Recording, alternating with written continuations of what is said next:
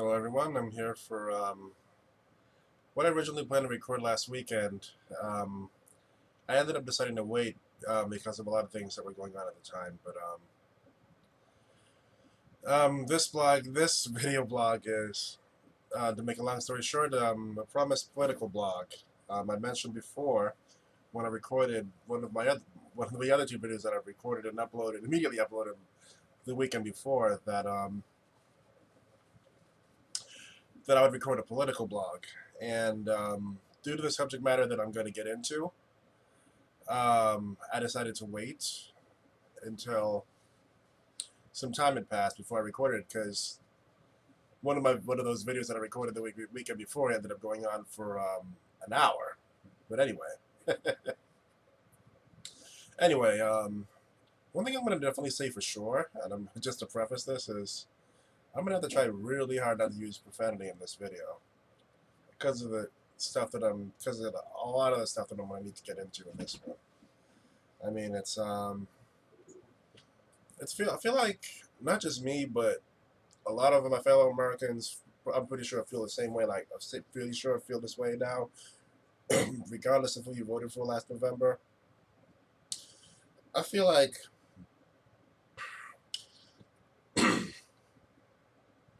my breakfast went down slowly, but anyway, I feel like not just me, but a lot of my fellow Americans are pretty much in a position where,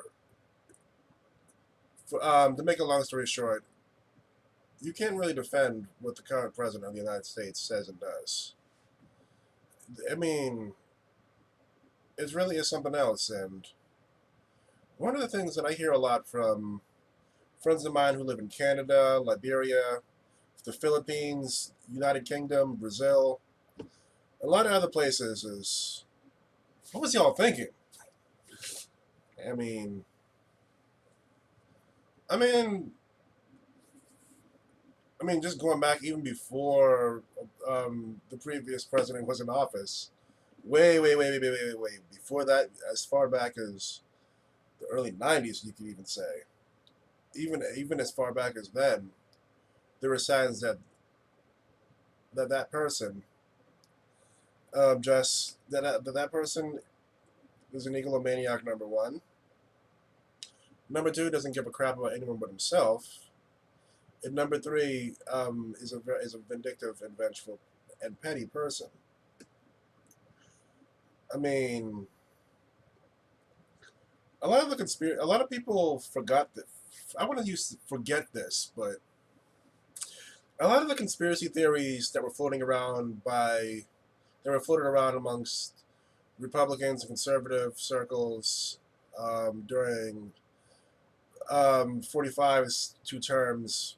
A lot of people don't know this, but they were either instigated, spread, or encouraged by 45. And I'm going out of my way not to say his name.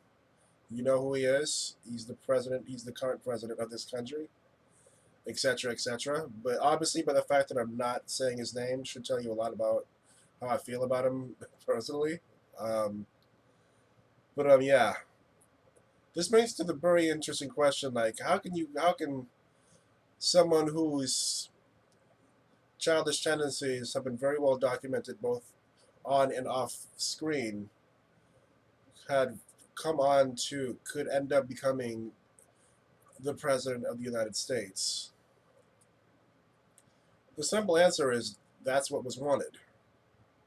I'm not saying everyone agrees with the decision, obviously, but that's what was wanted. And I want to harken back to something that I said last year. I can't remember if it was either in a video like this one or on my WordPress blog, but something that I said, sort of like as a refrain during the 2016 presidential election cycle, was we were going to get the president we deserved, not the one we needed or wanted. And 45 is the president that we wanted. I mean, that we deserved, sorry. Well, actually, that's true. We got the president that we wanted and the president that we deserved, like it or not. Now, for those that are not happy with the way the election went, well, to you, I can just say, it is what it is. Both Americans and otherwise, it is what it is. This is what was decided. That's I mean, that's indisputable. Unlike the 2000 election involving Bush 43, this is what was decided. The people had spoken. I mean, then you have the people on the left saying, "Oh, he only won because of the electoral college. He lost the popular vote." And I'm like, y'all could have fixed this years ago. Y'all could have fixed this years ago. I mean, 2000 should have been the wake-up call to get rid of the electoral college. You didn't. So y'all only have yourselves to blame for this being the way it is. It really is unfortunate, but yeah. I mean, it really is something else.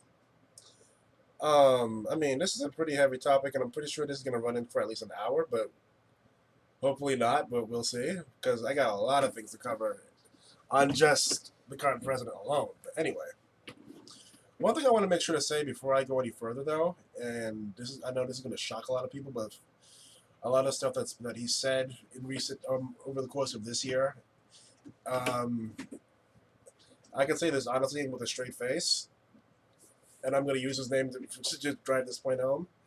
Donald Trump is not a racist. I mean, he is a lot of things, but he is a lot of things. But I can tell you honestly, with a straight face, he is not a racist. I mean, a lot of the stuff that is going on, a lot of stuff that he said and did, it's always It's always either one of two things or a combination of these two things. Number one, he doesn't care. Number two, he doesn't think about it. And number three is a combination of those two things. That's what it is. It's that simple. I mean, think about it. I mean, he is impartial when he disrespects people. I mean, that's just how it is. I mean, it really is sad. And if you're hearing some beeping sounds, someone just texted me. But anyway. But anyway, yeah, that's something I feel like a lot of people might say, dude, you're a black American. Why are you saying that? You see all the things that he said and done in defense of white supremacists and all this other stuff. And I'm like, you don't care about them either. So he's an equal opportunity. He's equal opportunity in that sense. He's definitely not a racist. I mean, he may be following the script and then going off script and doing his own thing, but I can assure you, I'm willing to bet a lot of things. I can say that with a straight face. Donald Trump is not a racist. I mean, yeah. I mean, obviously, I didn't vote for him. Obviously, I didn't vote for Hillary Clinton either. But I did vote in the 2016 election. But yeah, I feel like that's something that needs to be said, especially from someone who, while I don't agree with the politics and all that crap, at the same time, I can say that after observing him before he became president, I feel like because of the kind of person that he is, a lot of people don't separate the two, and it's unfortunate. It's unfortunate on the one hand, but on the other hand, it's kind of deserved.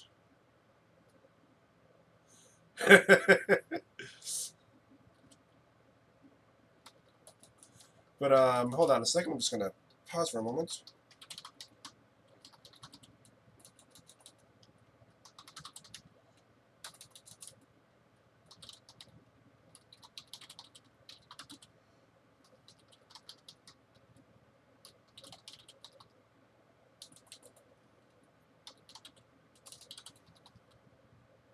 So we can just consider this an interval.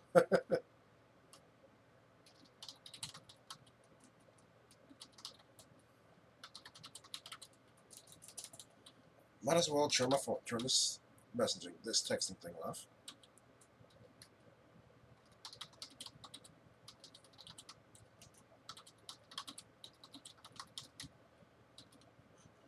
Good thing I'm getting better at multitasking. But anyway, no, I'm not as distracted. I feel like, in a lot of ways, with a lot of the stuff that's been going on even before 45 got in office. A lot of these things that have been going on go back well before his time, well before Obama's time, well before Bush 43's time. They go way back, but certainly doesn't help that he's making things worse. It doesn't help when the top two men in this country go out of their way to stir the pot, if you know what I mean. And that brings me to the next aspect of talking about of my thoughts on the current president. The whole anthem protest, what the media calls anthem protests. And for that one, I feel like a lot of the anger is directed at the wrong man. Who the first person to say to call them anthem protest wasn't the White House. It was the media. So before everyone starts getting on him about it's not anthem protest, it's not anthem protest, tell that to the media, not the White House. I mean, it really is unfortunate, and it really is unfortunate that a lot of folks are not letting it register that the media is playing both sides. And I can understand a lot of people were pretty suspect and apprehensive of the fact that right after the election was decided that Trump distanced himself from corporate media for the first few weeks and months, and even after he was sworn in. But that was actually a very smart move because he's a celebrity. He knows what it is. I mean, believe it or not, that's one of the very few things that I actually agree with that he actually made. The media is not a friend, not just to politicians, but to anybody. And a lot of people don't understand. It is literally that true. The media can make or break you. And when you're talking about someone who is the president of the United States, they're the media has its ways of trying to antagonize things or trying to say things that are not true and try to entertain speculation to cater to people that feel and think a certain ways. I mean, the term that I would like to use is sheeple. Pretty much, and one network has gone on the record of saying this over and over again. Their job, they feel. It's not CNN, by the way, but but you already know how we feel about CNN. But anyway, this network that I'm not going to name has gone on the record multiple times as saying that it is their job to tell people what they think they should think and know at any given time, and they could care less if what they tell is factual or not.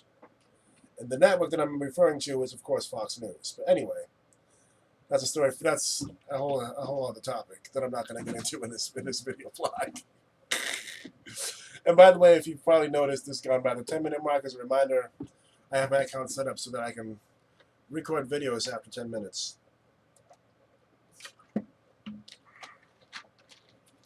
But yeah, the whole anthem protest thing, and I'm going to get into the nitty gritty on my thoughts on that in a minute. The wording and all that was the media's fault. Period. I mean, I've talked about this. Other folks have talked about this over the last 2-ish years now, in terms of how it all started and all this other stuff. But the whole suggestion that it is a protest against the national anthem, that's the media's fault. And then that's the media's fault. I'm gonna just put it like that. And there's no way around it. But basically what happened, pretty much in a way to generate buzz or to get attention, pretty much what the internet would call clickbait. Instead of saying, and the media, in order to make that work, they purposely do not explain why exactly these things have happened. But the media was the first to say, when Colin Kaepernick did it last year, it announced in advance what he was going to do and why he was doing it. The media was the first to call it anthem protest when that was not what was going on. And in fact, what it did, and I'm pretty sure Cape realized this after the fact, realized this later, or probably even at the very beginning, that the media was going to take it and turn it into something that it wasn't, and that's exactly what happened. That's also why he said before the last previous NFL season even ended that if he was signed to another, if he was brought back the following year and allowed to play in the NFL, he wouldn't kneel for the during the anthem anymore. And it's like the whole hissy fit over kneeling and all that stuff. That's a big deal out of nothing that the media created. I'm gonna just put it like that. And it certainly didn't help that the president decided to blow things up even more than it already was. You know, it really is unfortunate. I mean, never mind the fact that Colin Kaepernick is unsigned. Never mind the fact that the reason that he did that in the first place has been lost in the shuffle, etc., etc., etc. But yeah. Excuse me. But I'm thinking I'm going to talk about this a bit more a little bit later in the video blog. But I can definitely say one of the things that I feel like a lot of folks need to be mindful of is America as a country is made up of many different peoples, and even though for the most part we agree on certain things, what's become a bit more obvious in the last few decades, unfortunately, is a lot of people have just taken the position of my opinion means my opinion is the only one that matters, or my opinion matters more than your opinion because I say so, or I don't know your viewpoint, so I don't give a damn about it. Pretty much, or I don't know anything about your viewpoint. I could never know anything about your viewpoint, and I could care about the fact that that's so odd, but you get the idea. We get what I'm saying, pretty much, hopefully. But yeah, I mean, three things that are in this three things that can't be disputed at all. I mean, it's like, and it really is unfortunate that this whole anthem protest thing has hijacked the conversation for the last, I'm going to say 16 months now. Unfortunately, it's taken away from the issue that even before Mike Brown and all these other unarmed African Americans have been, Black Americans have been getting killed by police, but that stuff's been going on for decades, long after the civil rights movement ended. That's been going on for a while now. And the only reason that the media started reporting on that is because at the time that they started happening, that is at the time, Barack Obama was the president of the United States at the time. I mean, let's not forget within the first few months that Obama took office during his first term, the beer summit thing happened with Henry Louis Gates Jr. Having a misunderstanding with the state trooper in Massachusetts. That's when the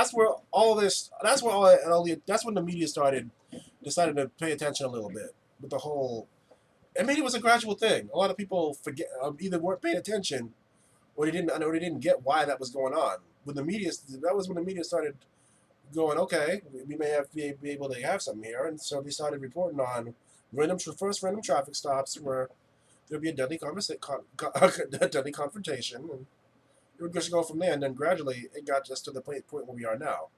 On that note, I want to say I'm not saying that they shouldn't do that, but at the same time, this is pretty much a refrain again. Context is everything.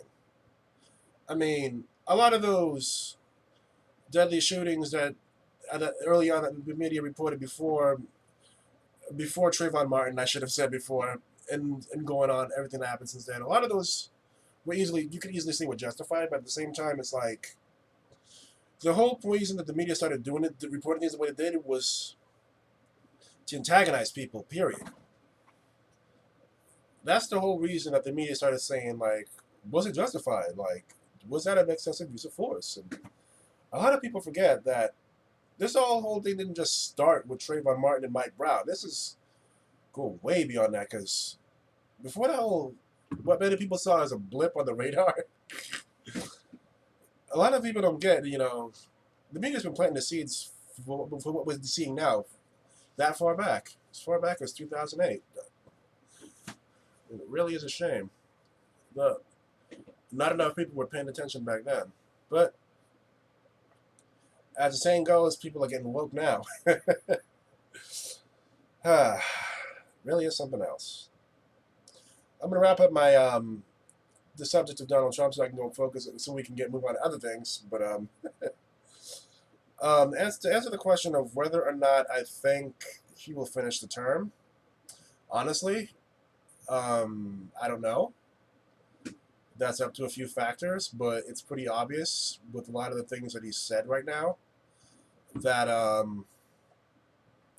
there's a very good chance that he won't, which kind of sucks for Mike Pence after after he walked out during the national anthem on Sunday, which no one will forget, and no one will let him forget, but we'll see. Um, in terms of why I think that way, should be pretty obvious. A lot of the things that he said and did, which is something else. In terms of what I think of the stuff that he's been saying in general, I'm gonna just put it like this: he is. It's like I'm gonna compare what his bluntness to what Cam Newton said last week with the whole locker room talk thing. He's basically saying what you know and I know. A lot of people have been thinking or been saying amongst themselves, but just didn't have the guts to say it out loud. That's basically what's going on. That's what it is. He just, like I said before, he just doesn't care. So yeah, he's speaking his mind. That's what it is. So I have no reason to get angry at that. At least he is saying what he actually thinks. That's something that I can appreciate about. That's one of the few. That's one of the things that. And I'm serious, and it'll be pretty funny if someone from the GOP decides to take this soundbite and take it to say that I'm endorsing him for if he makes it to 2020. But anyway, yeah, that's one of the things that you can at least say about him that you can't say about a lot of the other folks in the GOP or the Democrats. And I can say that because I haven't been a Democrat for 14 months now. I left the Democratic Party, and that's my iPad beeping with news updates that I'm going to look at when I finish recording this video. But anyway, that's one of the things that you can actually say. That's one of the few things you can say that is very good about 45. He just doesn't care, and a lot of people need to understand that's one of the beautiful things about this country, where everyone has the right to everyone is entitled to their own opinion. You don't have to like it, of course. But we're not like it's not like say Iran, China, North Korea, and to a lesser extent Qatar, Saudi Arabia, and Yemen, where you can be jailed or killed for speaking your mind. I mean, people might try to shout you down and do the whole mob mentality thing here in the U.S., but you can't be criminally prosecuted for having an opinion. I mean, really is something else. And on that note, I got one more thing to cover on Trump before I got some good stuff to get to after this, but really is something else. In terms of what I think about the whole stirring the pot thing internationally with North Korea. As much as this is gonna shock a lot of people, but I honestly don't know what's gonna happen. But all we can really do is wait and see, and don't panic yet. I'm gonna just put it like that. I mean, the rest of the world isn't stupid. They know what's going on, and this is probably the one point in history where a lot of people are backing North Korea, and that's saying something. This is one of those instances because everybody can obviously see that one of the interesting things, unfortunately, about this country, and I know a lot of my fellow Americans will disagree with this, or they will have a difference in opinion, and this is something that, unfortunately, the media has also been culpable in endorsing, is, unfortunately, in this country, a quick fix for sacking approval ratings is to start a war, or to start a conflict, an international conflict, or to get involved in an international conflict somewhere. For Bush 43, it was the war on terrorism. For President Obama, it was liberating the Middle East. I mean, obviously, obviously, I like 45. I mean, 44, but obviously, I like 44. But you can easily say that you.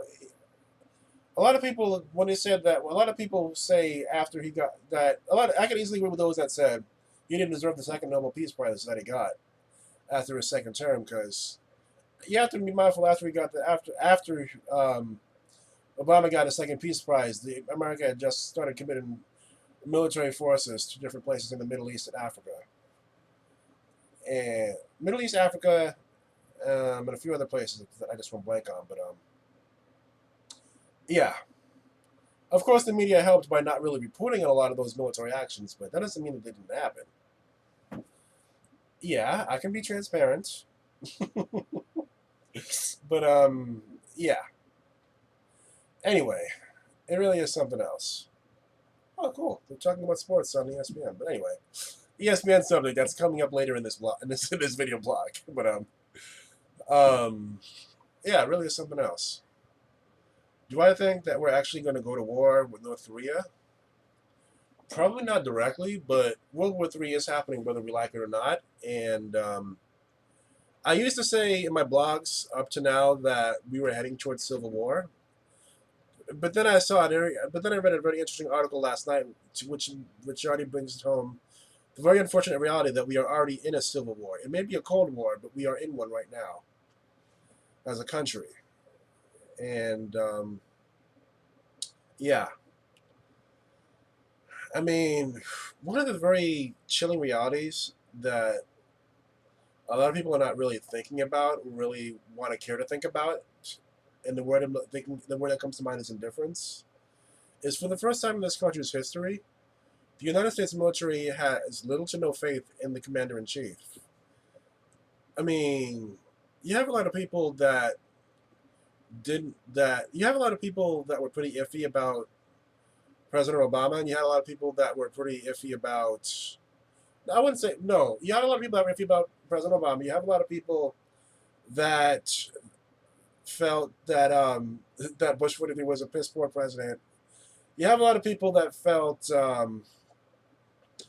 that Clinton didn't use the military arm enough, and you have a lot of people that felt that Bush 41 made a lot of mistakes that derailed his that denied him a second term, and so forth and so on, going back all the way down to the first president, George Washington. But this is definitely one thing you can say about the other 43 technically, because one person was president twice. But one thing you can definitely say about all those other presidents that you can't say about the current one is at least you knew at the end of the day, the military, the United States military, would follow the orders of the commander-in-chief. You can't say that about the current president, unfortunately. I mean, it really is something else. It really is something else. I mean, I've talked to vets both in Boston and elsewhere in this country, and they have been writing letters to both the VA, Veterans Associations, and the Pentagon, all three of those things, urging them to swear their loyalty to the American people first and foremost, because they are very afraid of what active duty servicemen and women will be ordered to do very soon by the current president of the United States. That has never been said in such large. I mean, that's been said, but that's been said during Obama's term. Let's not get it twisted, and that's obviously been said during Bush 43's term as well. But never before, in almost unanimous fashion, have veterans from both recent and past wars combined actually come together and said, "Do not listen to this man. Do not follow this man's orders." It's never happened before. And I'm pretty sure those of you that know a vet or are reading this and are a vet have said, "I've never heard this shit before," Excuse my choice of words, that I just broke the promise that I made at the beginning of this vlog, but it is happening. It is happening. But anyway, yeah. These are some pretty interesting times, not just for this country, but for this planet. But we'll wait and see. I mean, it's pretty obvious, even though the military is trying not to outright say it publicly, it's pretty obvious that they are not happy. They are not happy with the direction that 45 is looking to push this country in terms of possible military conflict with North Korea and by extension China. Yeah, I mean, we already know at the beginning of his term, one of the first things he did was dismiss the military chiefs of staff. So that should tell you something right there.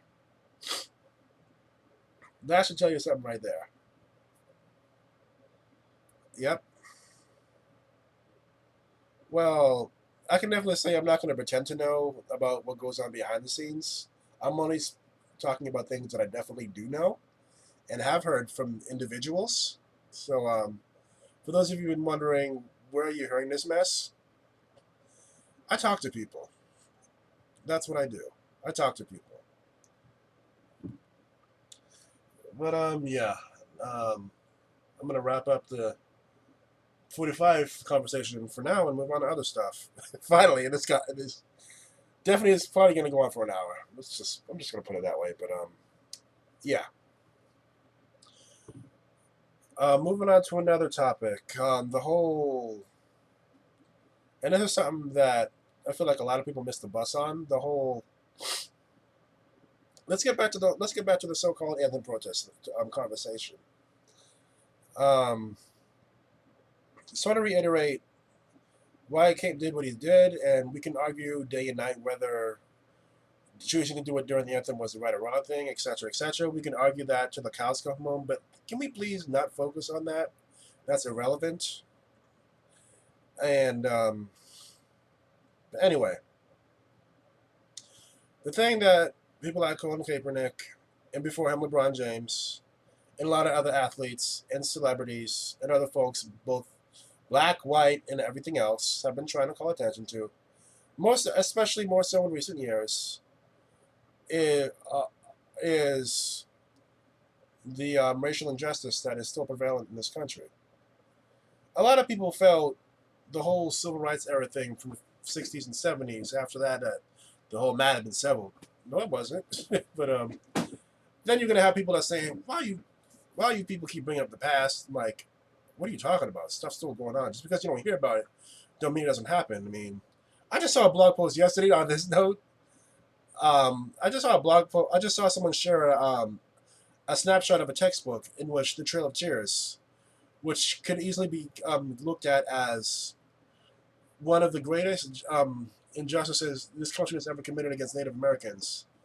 The history has been erased completely from the history books. Kids are not learning the true history. Now you're probably going to hear the argument, "Oh, why would you want to teach your kids about that?" Well, it is true that history is written by those who survived. At the same time, it may be a painful history, but it did happen, and pretending that it didn't happen just ensures that history repeats itself, if that makes sense. Like the saying goes, those who forget their past are doomed to repeat it, and where we are now. And that's exactly what we're seeing. I mean, I've mentioned this before in another video. You've had a lot of people that have been saying, you have world leaders that have been saying in recent years, in the last 10 years, they don't believe the Holocaust actually happened because they don't believe that was actually possible. Even though we know that a lot of people that survived the Holocaust are still alive now as living proof that it actually happened. It really is unfortunate. I mean, that's what I'm talking about here. If the history's not being taught, that doesn't mean it doesn't. That doesn't mean that it happened. That doesn't mean if the history's not being taught, that's basically the same as saying it never happened. And it really is unfortunate. And all of a sudden, I'm getting a stuffy nose, and I want to make sure that I sound right when I'm recording this video. And that's actually water in the soda bottle. But anyway, in terms of the whole, let's get on to a related subject with the whole white supremacist thing, with the whole marches and all that stuff. One thing that is irrefutable, um, and this brings me back to the subject of Charlottesville, Virginia. One thing that's indisputable is what happened 2 months ago. Everyone that fought in Europe during World War II is probably rolling over their graves after, if they could see what happened. You literally had an American citizen that got killed by Nazis 70 years after World War II ended.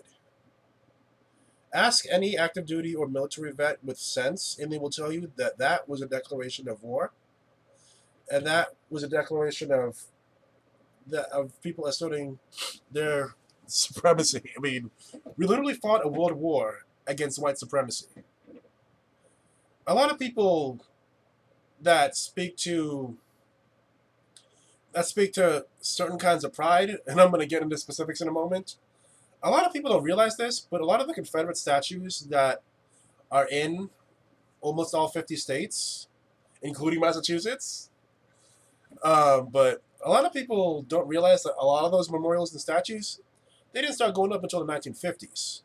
Not after the Civil War, not during the early 90s, but they started going up in the 1950s.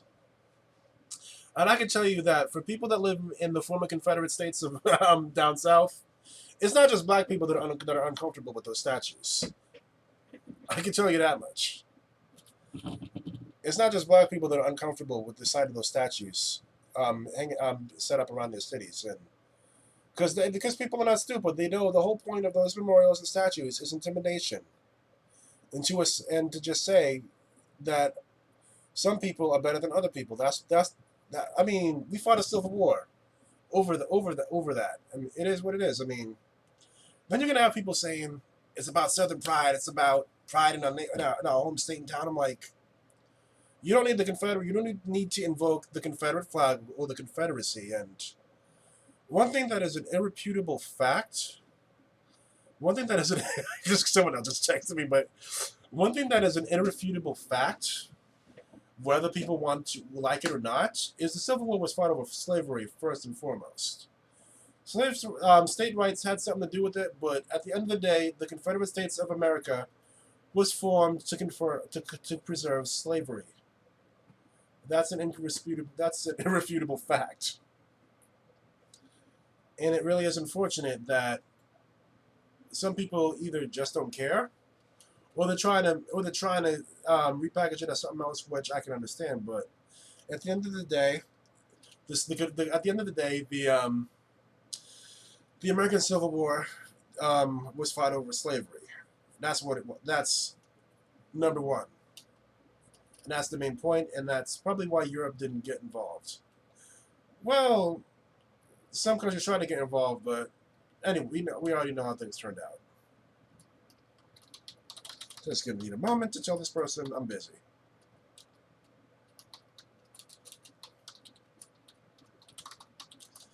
But yeah, it's I feel like it's kind of unfortunate that I have to invoke the past. No, I shouldn't say unfortunate, but I feel like you can't talk about the present without also talking about the past, because they are connected. And as the saying goes, someone's history is a pretty good indication of how the future's going. And I'm pretty sure I just messed up the saying, but if you want to understand what's going on now, all you got to do is look backwards and look at our history. That's all you got to do. That's all you got to do. I mean, that's what it is. I mean,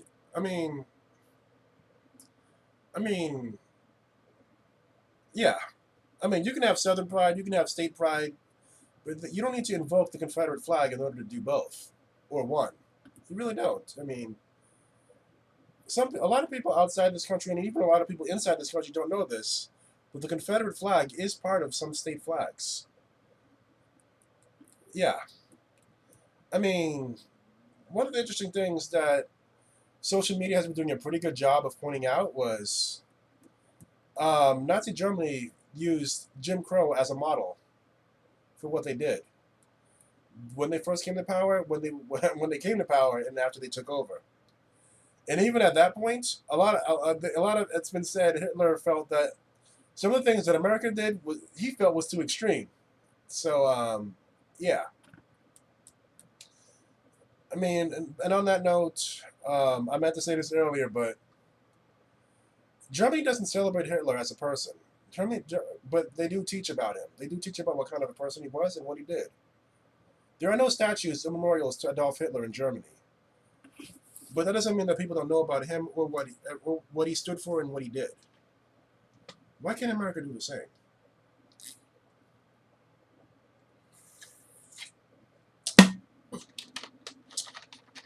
The problem with America, and I'm gonna talk about this more in my religion blog, but one of the biggest problems that America's had for a while now is the whole obsession with worship, and I don't mean in a religious sense. The whole obsession with the Messiah complex, statues, dedication, and all that other stuff. That's what it is. The whole obsession with secularism and materialism, and as the saying goes, you reap what you sow. It is what it is. But yeah, um, I think I've suggested this before on my blog, but I'm just gonna outright say it if I have in the video. But America, the United States as we know it is going to change. It actually is changing now, and yeah, these are going to be some pretty interesting times. Probably a little scary for some people, but um, I'm not worried at all about what may or may not happen in the coming months and years. I mean, sure, I've got my own issues my own personal issues that I'm dealing with at the time, but in terms of the big picture in regards to this country, I'm not concerned at all. In the sense that I know I have a pretty good idea of what's going to happen, and I'm prepared. Um, and knowing is half the battle, as they say. But yeah, I really I have two trains of thought in terms of those that are not paying attention. Both those who think they know what's going to happen and really don't, and those who just aren't paying attention at all. I mean, yeah, really is something else. Let's see. Moving on to another conversation. Man, this is getting heavy. But in terms of the whole, you know, protests in general, and this is something that I feel like a lot of people in this country, especially, are not paying attention to. But the First Amendment has been under attack, and they're not paying attention. Specifically, the freedom of assembly, the freedom to protest, in particular, those two. A lot of people that are against the whole Black Lives Matter movement, the whole anti-protest and protests in general lately. A lot of people don't realize this, but that works both ways. A lot of people saying they should not be allowed to protest. Like, why are they complaining about things going on? That works both ways. There's gonna come a time. I mean, a lot of people don't understand. This is what the establishment and what the government wants. They want an excuse to take away your rights. They want to take away your freedom of assembly, the freedom of protest, your free speech. That's what's going on. That's why they are allowing different factions to clash with each other right now. It's all part of a much larger plan, and I talked about this in my blog. This is all part of. They're all related. They're all part of it. This is not all some happy accident. This is all part of a much larger plan, and it really is unfortunate that those who are that are pissed off about all these protests don't understand that their rights. A lot of these protesters are trying to help them out too. Because think about it. Let's say that the government does go ahead and crack down hard on all these protests. For example, let's say they protest. They put a ban on protesting against speaking out against the government. What do you think is going to happen when something serious does happen, and it's all of a sudden it's illegal to complain about things that are about policies. That's the point I'm trying to make. I mean, let's look at the Second Amendment right now. I mean, I read an interesting. Someone posted a pretty interesting, made a pretty interesting point that they shared in a picture, and this is probably the only way I could think of. This is probably a pretty effective way to deal with the whole gun control debate, which ended after Sandy Hook. But anyway, the post said basically that if gun owners were required to have liability insurance, that would settle the issue altogether. Basically, what they're saying that basically what they're saying is if all gun owners were required to have liability insurance, so that if they or their weapon was used to kill people, they would be on the hook for it, no matter what. And the best part about it is you wouldn't really need to do anything at the federal level to do that either. That could be done at the state and local levels. I mean, it's win-win. I mean, if you're a responsible gun owner, you should be fine with that. And at the same time, the NRA should never pawn them either, since states would have the final say on all that stuff. So yeah. I mean, people would just have to be mindful of if they have a gun. You know, if it's used for something bad, they'll be on the hook for it. And yeah, be pretty interesting at the very least. Be pretty interesting. Just thinking about it. Just thinking about it. But yeah. In terms of the whole racial inequality thing, I'm gonna just say this, having met a lot of people through Facebook over the course of this year. It is true that there are a lot of low income and working poor whites in this country, but that is very true, and I have had some pretty heartbreaking stories with a few people over the last few days, in fact. But and it is also true that the distribution of wealth in this country, in particular, is very disproportionate, and even worse, that gap is getting bigger by the minute. I mean, we literally have the sitting president of this country who is trying to convince the nation that the top 1% deserves another tax break, and this is after the Republican majority government just forced through a $700 billion military spending budget. And that should tell you something right there. Yeah, let that sink in. I mean, one of the interesting things that I feel like a lot of people don't really. One of the things I feel like a lot of people don't really think about or really pay attention to is the timing for when the president does all these attention-grabbing things. A lot of people don't know that that's all part of a much bigger. That's all part of a strategy by the White House and the Republican majority Congress. It's all part of the plan. It's only when the media is distracted with other things that Congress is able to pass legislation that they wouldn't be able to while the media is looking at them. I mean, the whole Russian scandal thing, that's a misdirection tactic. That's, at the end of the day, it doesn't matter. It doesn't change. It doesn't matter. It really doesn't. It really doesn't matter. I mean,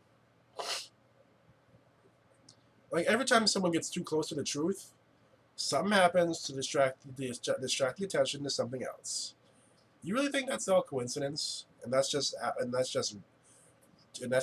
timing? No, it isn't. It really isn't. I mean, yeah. I mean, it really is something else. I mean, there's stuff going on. I mean, just look at 9/11. You can easily make the argument that if the media wasn't so focused on the Monica Lewinsky scandal, 9/11 would not have happened. But because the media felt that focusing on Bill Clinton's extramarital marital escapades was more important than monitoring Al Qaeda right after the USS Cole bombing happened. That's what gave that's what gave the people involved in the 9/11 attacks the space that they needed to do what they did, and it's also why a lot of people 16 years later are convinced beyond reasonable doubt that 9/11 was an inside job, even though it wasn't. So yeah, it's also why, and I meant to get to this to mention this earlier. It's also why you have people that think that a lot of these mass shootings are hoaxes, and it speaks to what I said earlier about some people feel like.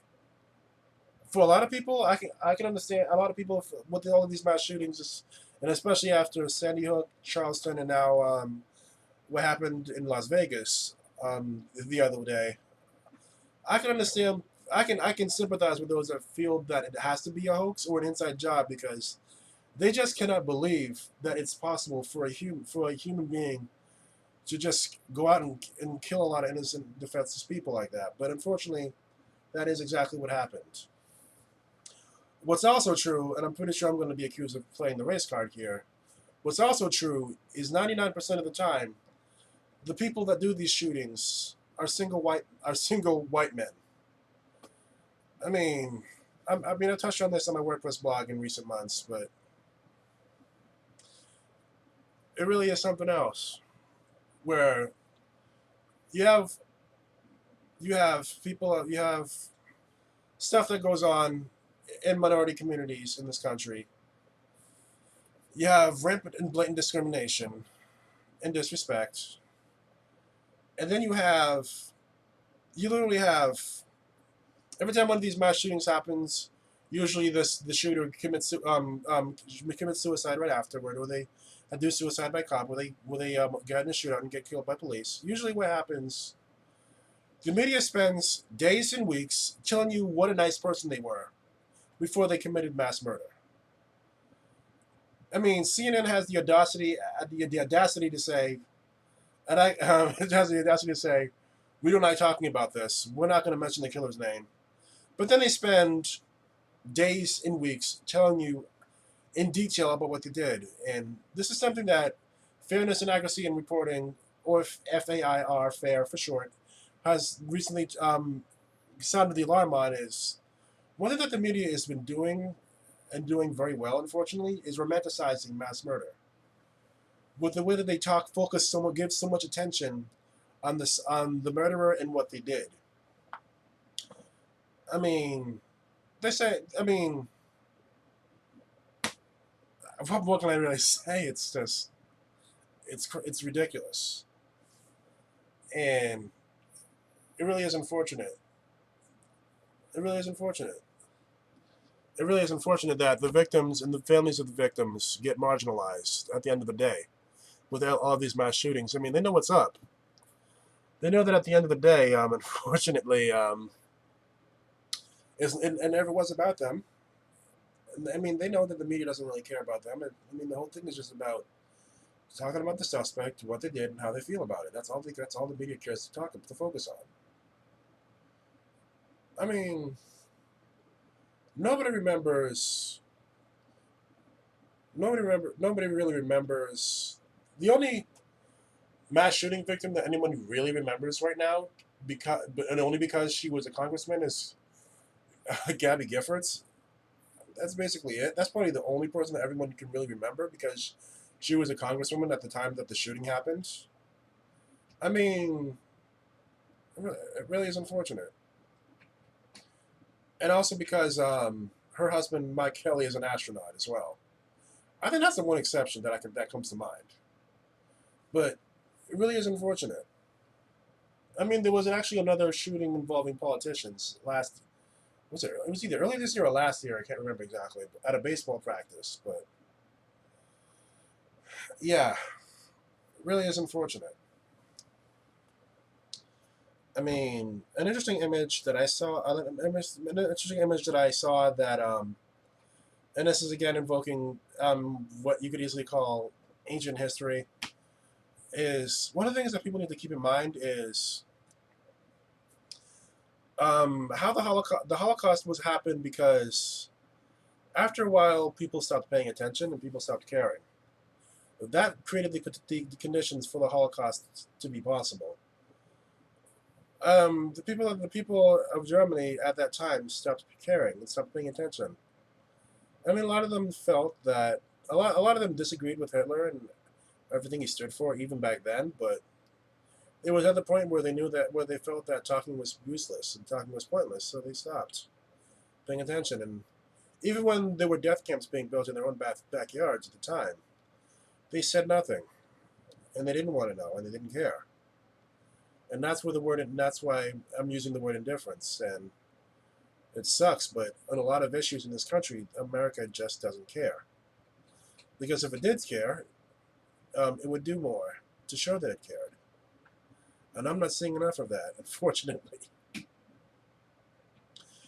I mean, it really is unfortunate.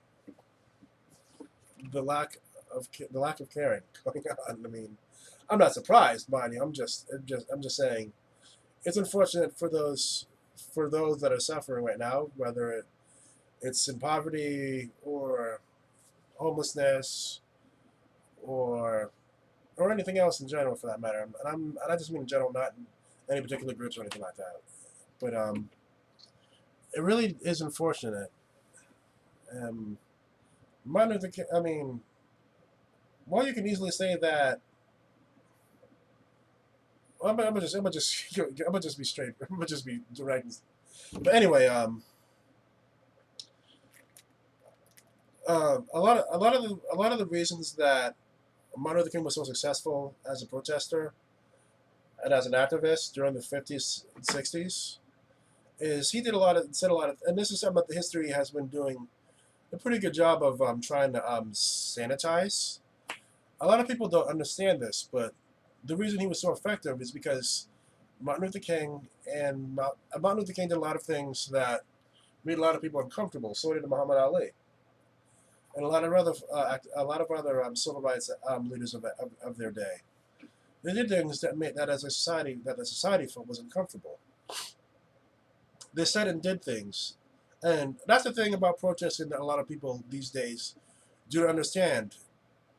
And that's why the timing for these new protests is so good. We've had decades of complacency. We've had decades of complacency where people just accepted things just the way they are. This is what a protest is supposed to look like. It's not supposed to be comfortable. You're not supposed to like it. And that's exactly why it's necessary. That's the point of these protests. We're not supposed to be comfortable. If it makes you uncomfortable, good. It's supposed to. It should stir you to look inside yourself and decide if this is something that you want to be known for, or if you want to change it. That's the point of protest in general, and that is why almost 100,000 Americans. No, that's an exaggerated number. That's why almost 10,000 Americans, mostly Bostonians, came out in force in August to protest the free speech rally that took place in Boston Common. I mean, look at Charlottesville. You literally had Nazis not marching in the streets, and it happened again the other day. The media was busy elsewhere, so they didn't pick up on it. But the white supremacists learned from August. The best times to come out and do their thing is to wait until the media is distracted with something else. I know that they know that they have a sitting president who won't hold them accountable. It's all the more important for the people in general to remain vigilant. So, yeah. I mean, I'm gonna close this video because I've been saying, I think I've said at least 427 times at this point, and yes, I've been counting, but I just find it really interesting that you have certain Americans that are like, if you don't like this country, then get out. Well, if you want to get technical, the only people that actually deserve to be here are the Native Americans. So if you're gonna say get out, then that means that Even if you were brought here on the Mayflower, that means you have to leave too. So, yeah. Everyone that wants to be here deserves to be here. Everyone that wants to be here and is willing to work hard and fall. Everyone that wants to be here and is working hard and is trying to do better for themselves should be allowed to stay. I mean, that's just a matter of fact if it is. I mean, that should be pretty obvious, but you have people that are looking to others to tell them what to do and going by what they're saying. That's not good. That's called being a sheeple. That's called being a sheeple. When you stop thinking for yourself and you just go by what other people are saying, you just become nothing more than a puppet. And it really is unfortunate that there are too many people, not just in this country but in this world, that would rather have others tell them what they should be thinking or what they should be feeling. And as someone that has had that experience in their past, I can honestly tell you, there's a reason that a lot of the current generation, my generation, and those after me, have been looking elsewhere. Have been looking elsewhere for both inspiration, for respect, for inspiration, because not inspiration for values that they can for good quality values. Because unfortunately, American values haven't been cutting it for years. So yeah, I mean, I'm gonna talk about this more in another blog, but you can find a lot of uplifting, inspiration, and positive things in anime and video games, which I'm pretty sure will surprise a lot of people that don't get it. So anyway, yeah, I'm gonna talk about that more in another video blog with a couple of case examples. But yeah. If you've been watching, if you've been reading this blog, watching this video blog from the U.S., keep being you. Keep being you. Stay safe. Stay happy. Do what you got to do to get by each day. If you've been reading this blog, if you've been looking at this from outside the U.S., I hope this video makes the point that, obviously this country has its issues, but at the end of the day, everybody, at the end of the day, for the most part, folks just want to be able to survive because nobody really knows what the future may hold. Things can change on a dime, even right after I record this video. But anyway, yeah. You guys take care of yourselves, and I'll see you in another video podcast.